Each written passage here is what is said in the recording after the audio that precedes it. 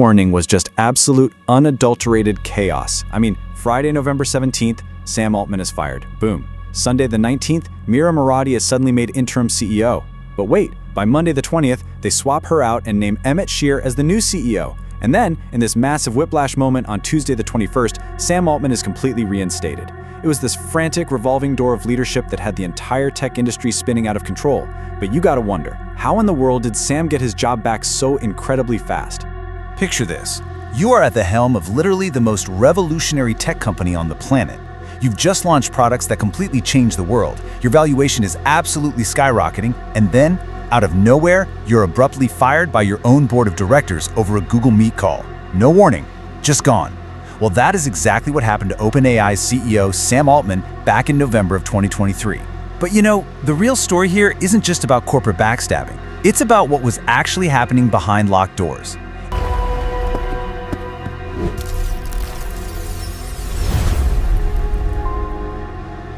Okay, let's dive into this. The official statement from the board was frankly really vague. They claimed there were issues with Altman's communication and kind of hinted he was concealing information from them. But come on, you don't just fire the face of the entire AI revolution without a massive, ground-shaking reason, right?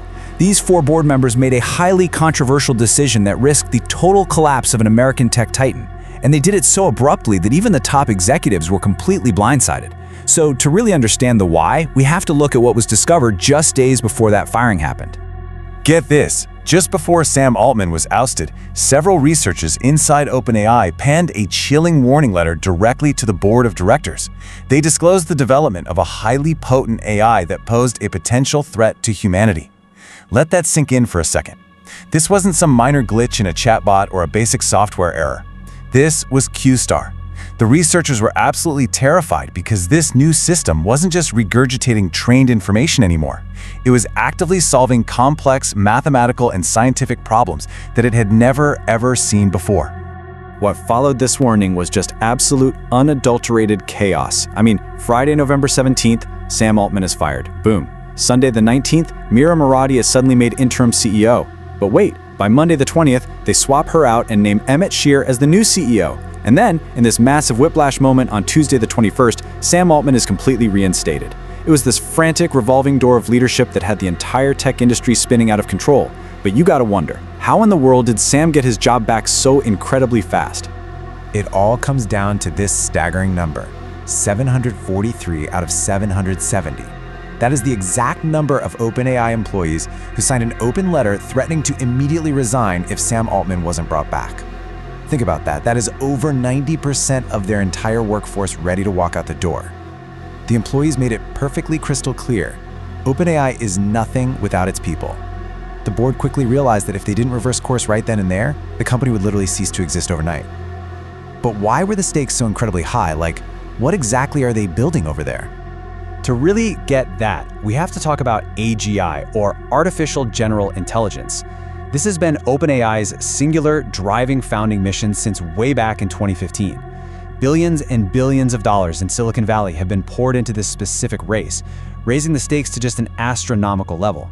AGI isn't just a smart chatbot. It's a computer system that can do any job or any task that a human can do, but better.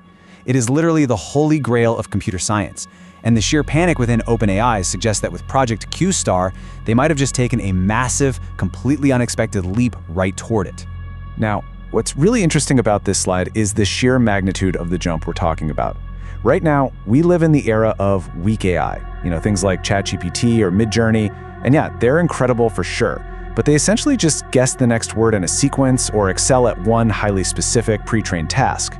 But strong AI, which is exactly what Q-Star represents, is an entirely different beast. It reasons, it learns from its own experience, it actually thinks on its own to make smart choices in completely novel situations it hasn't even been explicitly programmed for. Let's actually look at how this works under the hood, because it's fascinating. Q-Star gets its name from the Q-value function in reinforcement learning. Just picture a giant game of chess. Step 1, the AI identifies the current state, essentially where all the pieces are on the board. Step 2, it analyzes the intended action, the move you want to make. Step 3, it mathematically predicts every single possible future outcome from that exact point forward. And finally, step 4, it executes the single most optimal move.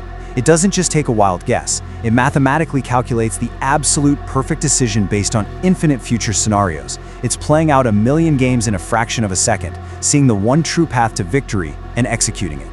And here is where it gets just a little bit ominous. Take that chessboard analogy we just talked about and apply it to the real world. If an AI can analyze the present state of things and calculate all future actions, it essentially predicts tomorrow.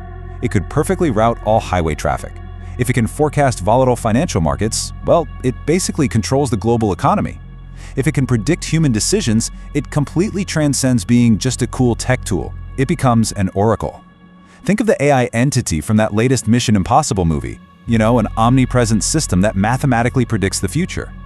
Q-Star is a massive step in that exact, kind of terrifying direction. So, this terrifying potential is exactly what triggered the great OpenAI civil war. You basically had two totally different camps. On one side, you had the for-profit ideology led by Sam Altman. He was pushing for hypergrowth, launching paid APIs, rolling out custom GPTs, and aggressively seeking billions in funding to build better, faster tech. But on the flip side, you had the nonprofit ideology, heavily championed by chief scientist Ilya Sutskever.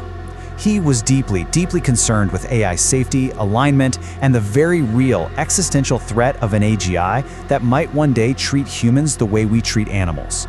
Both sides fiercely, genuinely believed they were doing the absolute right thing for the future of the company, and honestly, for the world. And this brilliantly illustrates what finally broke the stalemate. Ultimately, the deciding factor in this insane corporate drama came down to one massive number: $13 billion.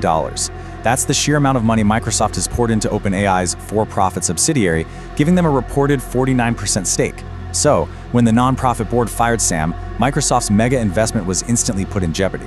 Microsoft applied immense, crushing pressure. They even offered to just hire Altman and all 700 of those resigning employees to start a brand new internal AI division right there at Microsoft. Facing total collapse and just massive financial leverage, the board completely folded. Commercialization won the battle. So here we are. Sam Altman is back in the driver's seat, the old board has been entirely replaced, and OpenAI is moving faster than ever before. But the secret of Q-Star? That remains.